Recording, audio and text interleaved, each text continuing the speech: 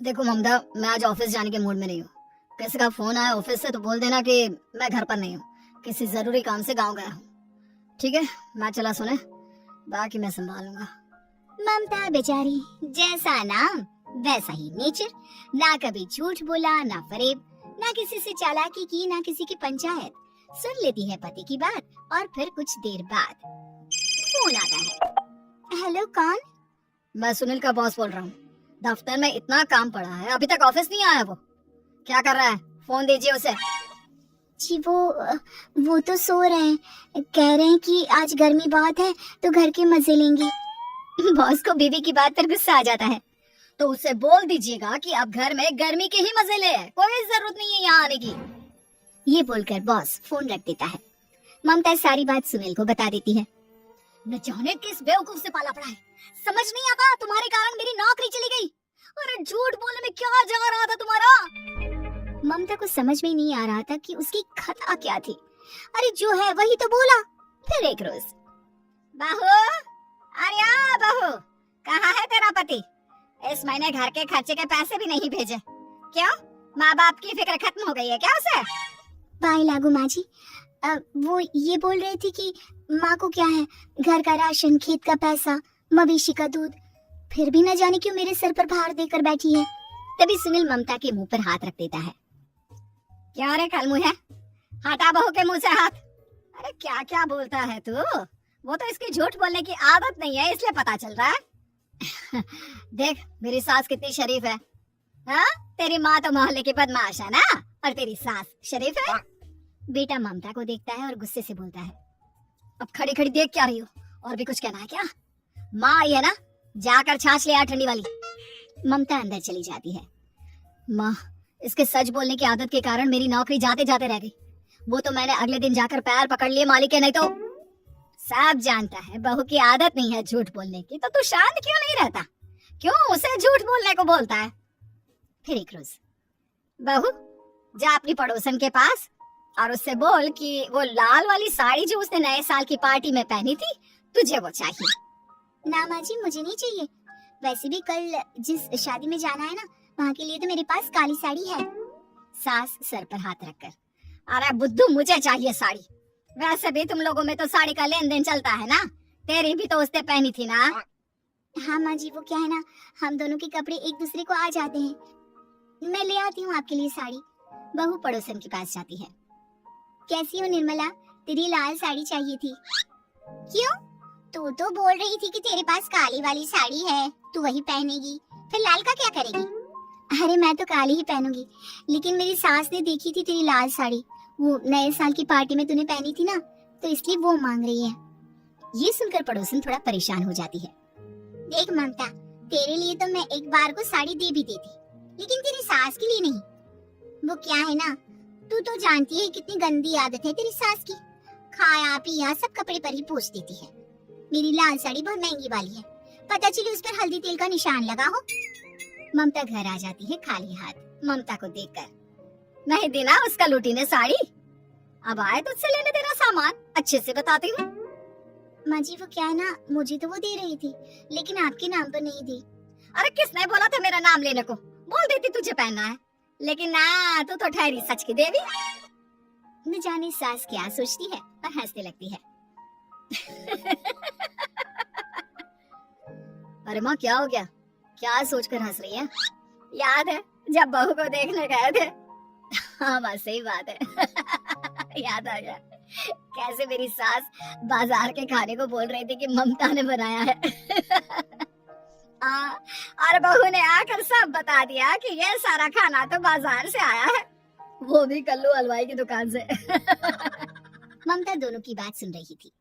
हाँ माँ जी, वो कल्लू हलवाई का ही था। मुझे तो आज तक पता नहीं चला कि माँ ने क्यों कहा कि मैंने बनाया है। खैर, मैं तैयार होती हूँ, शादी में जाना है ना। पूरा परिवार शादी में जाता है, जहाँ खाना वाना खाकर सभी बैठे होते हैं कि एक औरत ममता की सास से कहती है, क्या बात है बहन जी, मेरी आपकी बात हुई थी तो आप तो बोल रही थी कि लाल साड़ी पहनने वाली हैं, तो मैंने ये काली पहन ली। पता होता कि आप लाल नहीं पहन रही हैं तो मैं ही अपनी लाल पहनाती। अच्छा जी, तो इसलिए पूछा जा रहा था। अरे इतनी साड़ियां हैं कि क्या बताऊं। मैंने सोचा तो था पर ये सामने दिख गई तो यही पहन लिया। अच्छा, मेरी तो तैयारी काफी दिन से चल रही थी, फिर भी आज ऐसा लग रहा है कि ठीक से तैयार नहीं हुई मैं। तभी आ जाती है हमारी सच्ची बहू ममता बहू। आंटी जी वो क्या है ना, पड़ोसन की लाल साड़ी माँ जी को पहननी थी, लेकिन आप तो जानती है माँ जी की आदत, सारा खाया पिया कपड़ों पर ही पोंछ देती है, तो उसने साड़ी देने से ना ऐन वक्त पर मना कर दिया, तो अब इन्होंने ना मेरी साड़ी पहनी है। औरत ममता की सास को घूरती है। अरे मांग कर ही साड़ी पहननी थी क्या? हम जैसे तो खुद की ही साड़ी पहनते हैं, चलो चलते हैं। सास का गुस्सा अब ममता पर फूट पड़ता है। अरे क्या जरूरत थी ये बात सबसे कहने की। अरे घर की इज्जत का कोई ख्याल है कि नहीं तुझे? मैंने क्या बोल दिया माँ जी? मुझे क्यों डांट रही है? मेरी गलती क्या है? ममता को रोता देख सुनील आ जाता है। अरे माँ क्या हो गया? पता है ना शादी का माहौल है। सास सारी बात बेटे को बता देती है। देख रहा है तेरी बहू का हाल। अरे इस लड़की को तो ये भी नहीं पता कि कब कहाँ क्या कैसे बोलना है। अरे लेकर जा इसे यहाँ से। सभी घर आ जाते हैं। सास का मुंह तो फुला ही रहता है कि एक दिन। चलो बेटा, बहुत दिन तुम लोगों के साथ रह ली, अब चलो। वैसे भी ऐसी बहू के साथ समय कैसे कटे जो ना झूठ बोलती है ना लोगों की चुगली करती है। अरे गाँव में ही ठीक हूँ मैं, कम से कम 4 घर की खबर तो मिलती रहती है, वो भी मसाला डालकर। कैसी बात कर रही है माँ? अभी तो आई है, रह जाना, कितना अच्छा लगता है तेरे रहने से घर। तभी ममता आ जाती है। अच्छा लगता है, लेकिन आप तो बोल रहे थे कि न जाने कब तक रुकेगी, जाने का नाम ही नहीं ले रही। जाए तो कम से कम घर में थोड़ा सा फ्री सा तो फील करूं, यही बोल रहे थे कल माँ जी आपके लिए। सास बेटे को देखती है लेकिन क्या कहती बेचारी, जब अपना ही सिक्का खोटा हो। चली जाती है चुपचाप गांव। फिर एक रोज घर की घंटी बजती है, सामने खड़ा होता है सुनील का बॉस। सुनील है क्या घर में? वो क्या ना, मैं यहाँ से गुजर रहा था तो सोचा थोड़ा ऑफिस का काम डिस्कस कर लूं। ममता कुछ कहती कि तभी वहाँ सुनील आ जाता है। अरे बॉस आप आइए आइए। क्या बात है, घर तो बहुत सुंदर है। वैसे भाभी जी आपकी खूब बातें सुनी है कि आप कभी झूठ नहीं बोलती।